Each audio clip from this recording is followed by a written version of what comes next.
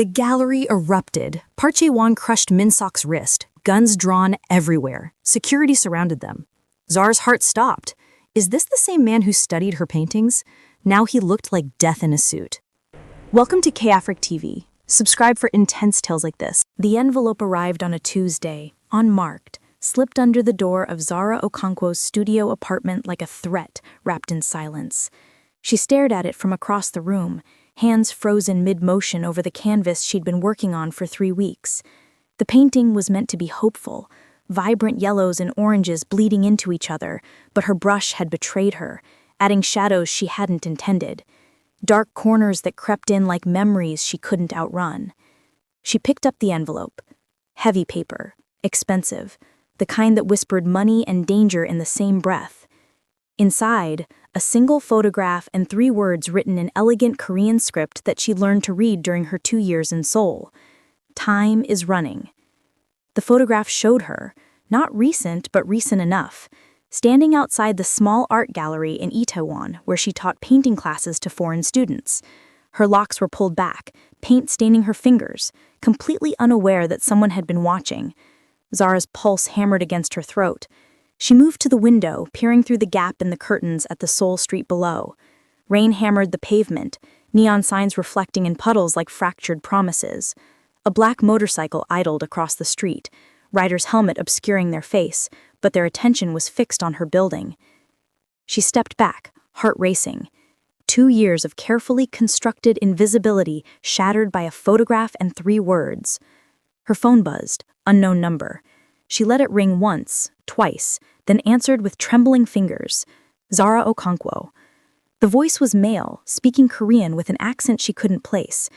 You have something that belongs to the Choi family. We're prepared to negotiate its return. Her mind raced through possibilities, landing on the only thing that made sense, the USB drive. 6 months ago, she'd witnessed something she shouldn't have while working a catering gig at a corporate event in Gangnam. A deal going wrong in a private room. Raised voices, then gunshots muffled by expensive soundproofing. She'd grabbed her phone instinctively, recording 3 seconds of footage through a cracked door before survival instinct kicked in and she'd run. She'd copied the video to a drive and hidden it, insurance against the possibility that whoever had done the killing might come looking for witnesses. I don't know what you're talking about, she said, voice steadier than she felt. Then we'll help you remember. You have 72 hours. The line went dead. Zara's hands shook as she pulled her emergency bag from the closet, the one she'd packed when she first arrived in Korea with nothing but a student visa and dreams of painting her way to freedom. She'd fled Lagos 2 years ago to escape a different kind of danger, an ex-boyfriend with connections to people who didn't accept rejection gracefully. Seoul had seemed far enough, foreign enough, safe enough. She'd been wrong. She threw clothes into the bag, her passport, the small amount of cash she kept hidden in a coffee tin. The USB drive was taped behind her bathroom mirror. She retrieved it, the tiny piece of plastic suddenly feeling heavy as a death sentence. Where could she go? The Nigerian embassy would take days to process anything. Her teaching visa was temporary, offering no real protection. The few friends she'd made in Seoul were other foreign teachers, none with the kind of resources she needed. Then she remembered something. A name whispered in artist circles, spoken with equal parts fear and awe. Park Jae-won. He owned half of Gangnam, they said. Art galleries, nightclubs, real estate developments that reshaped Seoul's skyline. But his legitimate empire was built on foundations most people pretended not to see. Protection, information, problems that disappeared in the night. He collected art obsessively, paid obscene amounts for pieces no one else understood, and maintained a gallery in Samchangdong that operated more like a fortress than an exhibition space. She'd sold him a painting once, 8 months ago, a portrait she'd done of a woman standing at the edge of the Han River, face obscured, body language screaming of someone about to jump or fly. She'd never been sure which. Park Jae-won had walked into her small group show, ignored everything else, and stood in front of that painting for 20 minutes without speaking. Then he'd paid triple her asking price and left his business card. If you ever need anything, he'd said in perfect English, his eyes dark and unreadable, call this number, any time. She tucked the card away, certain she'd never use it. Now she dug through her desk drawer with desperate fingers until she found it. Black card, silver lettering, a single phone number. The motorcycle was still outside. Zara grabbed her bag, pulled on a jacket, and slipped out the back entrance of her building. Seoul's rain-soaked streets swallowed her as she moved quickly through alleys she'd memorized during 2 years of exploring the city on foot. She found a PC Bang, one of the 24-hour internet cafes that dotted every neighborhood, and paid cash for a booth in the back corner. Her fingers hovered over her phone before she dialed the number. It rang 3 times. Yes. Park Jae-won's voice, quiet but sharp as a blade. "This is Zara Okonkwo. You bought my painting. You said if I ever needed anything." A pause. I heard traffic in the background, voices speaking rapid Korean. "Where are you?" I gave him the address of the PC Bang. "Don't move." 20 minutes. He hung up. Zara sat in the flickering blue light of the computer screen, watching the door, counting her heartbeats, wondering if she'd just made the worst mistake of her life or the only choice that might save it. He arrived in 18 minutes. Zara saw him through the PC Bang's front window, stepping out of a sleek black sedan that looked like it cost more than she'd earned in 5 years. Park Jae-won was exactly as she remembered, tall for a Korean man, dressed in a tailored black suit that moved with him like water, his face beautiful in a way that made people nervous, sharp cheekbones, dark eyes that missed nothing, an economy of movement that suggested violence held carefully in check. He walked into the PC Bang like he owned it, probably because he owned it, or the building it occupied, or the entire block. His gaze found her immediately. "Come." Not a request. Zara grabbed her bag and followed Animalu to the rain. His driver held an umbrella, shielding them as they moved to the car. The interior smelled like leather and something else, expensive cologne mixed with the faint metallic scent of danger.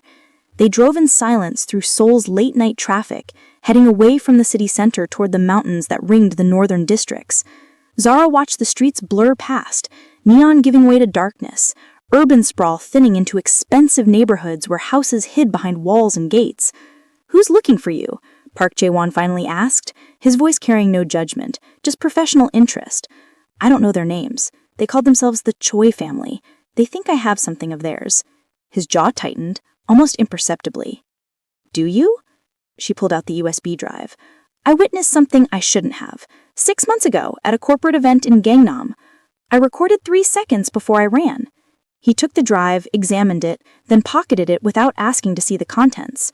"The Choi family runs pharmaceutical distribution for half of Seoul, legitimate business mostly, but their youngest son has ambitions that outpace his intelligence.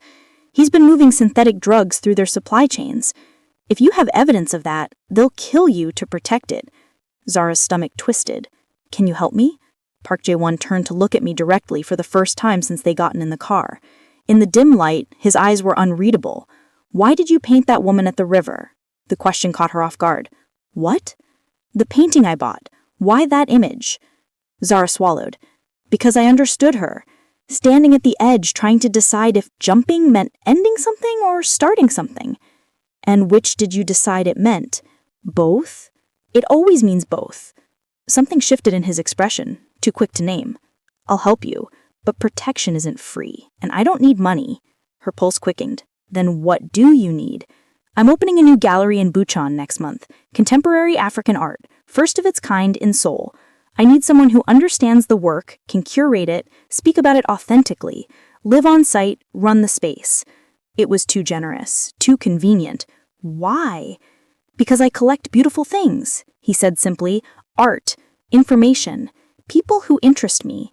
"You interest me, Zara Okonkwo." The car pulled through a gate into a compound that looked like it had been carved from the mountain itself, modern architecture blending with traditional Korean elements, all stone and dark wood and glass that reflected the city lights below like scattered diamonds. The house was stunning, empty in a way that suggested its owner spent little time enjoying it. Park Jae-won led her through rooms filled with art, pieces she'd recognized from auction catalogs and museum exhibitions, casually displayed like they were postcards instead of masterpieces worth millions. He stopped in front of a bedroom door. "Rest. Someone will bring clothes and food. Don't leave the compound. My security will shoot first and identify bodies later." He started to walk away. "Wait," Zara called. "Why are you really helping me? People don't do this without wanting something more." He turned back, and for a moment, The careful mask slipped. She saw exhaustion underneath, bone-deep weariness, the face of someone who'd forgotten what it felt like to trust anything. Because 2 years ago, I stood where you're standing now, afraid, alone, holding evidence that could destroy powerful people. Someone helped me survive, and I've been trying to repay that debt ever since." He paused. "And because that painting you made understood something I thought I was alone in feeling, that sometimes the only way to survive is to jump and hope you learn to fly before you hit the ground." Then he was gone, footsteps fading down the corridor, leaving Zara standing in a stranger's house, holding a bag full of everything she owned, wondering if she'd just been saved or claimed. Zara didn't sleep. She sat by the window watching Seoul's lights flicker in the distance like earthbound stars, her mind racing through everything that had led her to this moment. The bedroom was larger than her entire apartment, decorated with minimalist precision that felt more like a hotel than a home. Cold, beautiful, empty. At dawn, a woman appeared at her door, middle-aged with kind eyes that had seen too much. She carried a tray with rice, soup, and tea that smelled like jasmine and promises. "I'm Mrs. Lim," she said in Korean, setting the tray down. "I manage Mr. Park's household. Eat, then shower. He wants to see you at 8. Zara forced down the food, her stomach protesting every bite. At precisely 8, Mrs. Lim returned and led her through the compound to an office that overlooked the entire city. Park Jae-won sat behind a desk of dark wood, the USB drive connected to his laptop. He didn't look up immediately, just gestured for her to sit. When he finally met her eyes, his expression was grim. The footage shows Choi Min-suk executing a business partner who tried to skim profits. Clean shot, professional. With this, the prosecutors could dismantle his entire operation. He unplugged the drive, which means he'll burn Seoul to the ground before letting it surface. Zara's hands clenched in her lap. "So what do I do? Run? Hide forever?" "You already tried running. Law goes to Seoul. How did that work out?" The words stung because they were true. "I'm giving you a different option. We make him more afraid of what happens if he touches you than what happens if he doesn't." "How?" Park Jae-won stood, moving to the window. Morning light cut across his face, highlighting shadows under his eyes that suggested he'd slept as little as she had. "I send him a message. You're under my protection now. Any move against you is a move against me, and I have resources that make his pharmaceutical money look like pocket change." It sounded simple, too simple. "And if he doesn't tear, if he decides you're bluffing, then I make sure he understands I'm not." The cold certainty in his voice sent chills down her spine. This was the man people whispered about, the one who'd built an empire on calculated violence wrapped in expensive suits and art gallery openings. "Why risk it? You don't know me. One painting doesn't make us allies." He turned from the window, and for the first time, she saw something vulnerable flicker across his features before he locked it away. 3 years ago, I lost someone I cared about. She witnessed something similar, came to me for help. I was too cautious, too worried about protecting my own interests. I sent her away with money and advice instead of protection. His jaw tightened. They found her body in the Han River 2 days later. The room felt suddenly smaller. "I'm sorry." "Don't be sorry. Just accept my help and let me do this right for once." Zara studied him, this dangerous man surrounded by beauty, and made her choice. "Okay, what happens now?" "Now we make you visible, the opposite of hiding. Tomorrow night, I'm hosting a gallery opening. Seoul's elite, politicians, business leaders, people the Choi family needs to maintain relationships with. You'll be there as my guest curator, introduced to everyone who matters. Once you're publicly connected to me, touching you becomes complicated." It was brilliant and terrifying. "And today?" "Today, you paint." He gestured to a room adjacent to his office. Through the glass wall, he could see an artist's studio, north-facing windows flooding the space with perfect light, supplies that probably cost more than her annual salary. "Show me why that painting made me pay triple. Show me what you see when you stand at the edge." Zara spent the day in that studio, lost in color and canvas in a way she hadn't since leaving Nigeria. She painted without thinking, letting her hands work while her mind drifted through memories and fears and the strange safety she felt in this compound with a man who collected broken things. The piece that emerged was raw, a woman's silhouette fractured into geometric shapes, some sections vibrant with color, others void black. the whole image suspended between falling apart and coming together. She didn't realize Park Jae-won had been watching until she stepped back, brush still in hand, and found him standing in the doorway. "How long have you been there?" "An hour, maybe more." I didn't want to interrupt. He moved closer, studying the painting with the same intensity he'd shown her first piece. "You paint like someone who's been shattered and is trying to remember what shape they used to be. Is that what you see?" "It's what I recognize." His hand lifted, almost touching the canvas before pulling back. "I was engaged once, 5 years ago, before everything became complicated. She was a pianist, brilliant, too good for someone like me. When she found out what I really did, the things I'd done to build this empire, she left, said she couldn't love someone with blood on his hands." The confession hung between them, unexpected and intimate. "Did you try to change? To be what she needed?" "I tried. For 6 months, I walked away from everything, sold businesses, cut ties, attempted to become ordinary. But the violence follows you. The people you've hurt don't forget. They came for her to punish me, and I wasn't there because I was pretending to be someone I am not." His voice dropped lower. "She survived, barely. Last I heard, she's in Vienna, playing concert halls, refusing to come back to Korea because this city reminds me of me. I don't blame her." Zara set down her brush, moved closer until they were separated by less than a foot. "You're helping me because you couldn't help her." "Yes." No hesitation, no pretense. She reached out, touched his hand. His skin was warm, scarred across the knuckles in ways that told stories he'd never speak out loud. "I'm not her. I'm not going to run because you have blood on your hands. I grew up in Lagos, remember?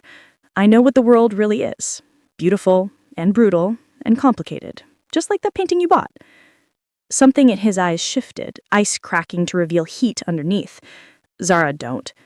"Don't what?" "Don't look at me like I'm something other than dangerous. Don't make me want things I gave up the right to have." She didn't step back. "Maybe I'm dangerous too. Maybe that's why we understand each other's paintings." The moment stretched, heavy with possibility and fear and the weight of two people who'd learned not to trust safety. Then Park Jae-won's phone shattered the silence, buzzing insistently against his hip. He pulled away, answered in clipped Korean, his expression hardening with each word. When he hung up, the vulnerability was gone, replaced by the mask of the man who ruled from shadows. The Choi family made their move. They're threatening the gallery where you teach. Fire inspection violations, permits mysteriously revoked, unless you surface with the drive. Zara's stomach dropped. Those are good people. The owner gave me my first job in Seoul when no one else would hire a foreign artist with no connections. I know. That's why they targeted them. Leverage. He was already moving, pulling on a jacket, checking the gun holstered at his side with practiced efficiency. "I'm going to handle this. You stay here. Mrs. Lim will keep you safe." "No." Zara grabbed her coat. "If they're using people I care about, I'm not hiding. That drive is my responsibility." "It's too dangerous. If something happens to you, I can't forgive myself twice." She met his eyes, refusing to back down. "Then don't let something happen to me.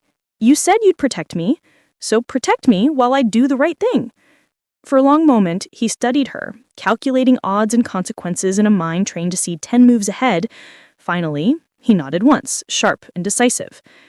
"Stay close to me, do exactly what I say, and understand that if this goes wrong, I'll do things you can't unsee." They drove through Seoul in tense silence, his security team following in 2 additional vehicles. The gallery in Itaewon looked normal from the outside, tourists and locals browsing art displays, but Zara could feel the wrongness thrumming underneath. Park Jae-won's hand rested on her lower back as they entered, a touch that looked casual but positioned him to shield her body with his own. Inside, the gallery owner, Mr. Kim, stood surrounded by 3 men in expensive suits that radiated the kind of threat that didn't need weapons to be felt. When they saw Park Jae-won, everything stopped. The lead man, young with cold eyes, and a smile that never reached them, stepped forward. "Mr. Park, I didn't expect you to involve yourself in such a small matter. Zara Okonkwo is under my protection. That makes this my matter, Choi Min-suk." Recognition flashed across Min-suk's face. "She has something that belongs to my family. Return it, and we'll forget this unpleasantness." "No." Zara's voice was steady, but despite her racing pulse, that drive is insurance. You leave me alone, you leave everyone I know alone, and it stays hidden. You come after me, and it goes to every prosecutor and journalist in Seoul. Min-suk's smile turned sharp. Bold words for someone who has no power here. Park Jae-won lay so quickly Zara almost missed it, his hand shooting out to grip Min-suk's wrist with enough force to make the young man gasp. She has my power, my resources, my protection. Touch her, and I'll dismantle everything your family has built stone by stone, starting with the pharmaceutical licenses that are currently under review by regulators who owe me favors. The threat hung in the air, tangible as smoke. Min-suk's companions reached for weapons, but Park Jae-won's security team materialized from positions throughout the gallery, outnumbering them instantly. This is a place of art, not a place for violence. So we'll all walk away today. You'll go back to your family and explain that Zara Okonkwo is untouchable. And she'll keep that drive safe, buried so deep it would take an apocalypse to surface unless you give her a reason to change her mind. Min-suk's face twisted with rage, but he was smart enough to recognize when he was outmatched. This isn't over. Yes, it is. You just haven't accepted it yet. Park Jae-won's tone was final. They left, Min-suk and his men retreating with threats that meant nothing against the wall of power Park Jae-won had built around her. When they were gone, Zara's legs nearly buckled with relief. Mr. Kim rushed to her, speaking rapid Korean mixed with gratitude and concern. Park Jae-won guided her outside, back to the car, his hands still steady on her back. In the vehicle, silence stretched for several blocks before Zara finally spoke. Thank you. Don't thank me yet. He'll come back eventually. Men like him always do. Then I'll be ready. We'll be ready. She reached across the space between them, found his hand. You asked me earlier what that painting meant, jumping or flying, and you said both. I was wrong. It's not about the jump. It's about trusting that someone will catch you if you fall. Park Jae-won's fingers tightened around hers. I'm not good at catching people. My track record proves that. Then maybe it's time to learn. She leaned closer, close enough to see the exact moment his careful control began to fracture. Or maybe you just needed someone who wasn't afraid of falling. He kissed her then, desperate and careful all at once, like she was something precious he'd convinced himself he couldn't have. She kissed him back, tasting fear and hope and the possibility of something neither of them had planned for. When they finally pulled apart, Seoul's lights were beginning to glow against the approaching dusk. The gallery opening is tomorrow, he said, voice rough. After that, this becomes real. You, me, whatever this is. Everyone will know you're mine to protect, and they'll use that against us. Let 'em try. Park Jae-won smiled then, genuine and beautiful and dangerous. You really did come to Seoul to learn how to fly. No, Zara corrected, settling against his shoulder as the car carried them back toward his compound, toward safety that was really just another kind of beautiful danger. I came to Seoul to survive, but maybe with you, I can do both. But as they drove through the city's neon-soaked streets, neither of them noticed the motorcycle following 3 cars back, its rider making a phone call in the gathering darkness, reporting their location to someone who believed that mercy was for the weak and that every debt, no matter how personal, would eventually be collected in blood.